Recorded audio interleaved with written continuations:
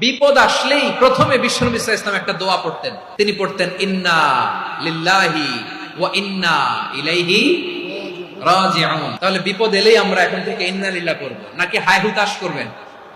একদল আছে হাই হুতাশ করে, হায় আল্লাহ রে মোর কি হইল রে, মই কি হরমু রে, মই কমবে যামু রে, এরকম বিলাপ করতে নিষেধ করেছেন বিশ্বনবী। কি করব, কই যাব, কি হবে, হায় হায়, এরকম হাহুতাশ আছে না নাই? বিশ্বাসীরা হাহুতাশ করে না, তারা ইন্না লিল্লাহ পড়ে। তারপরে বিশ্বনবী পড়তেন আল্লাহুম্মা আজুরনি ফি মুসিবাতি ওয়াখলুফ লি খায়রাম মিনহা।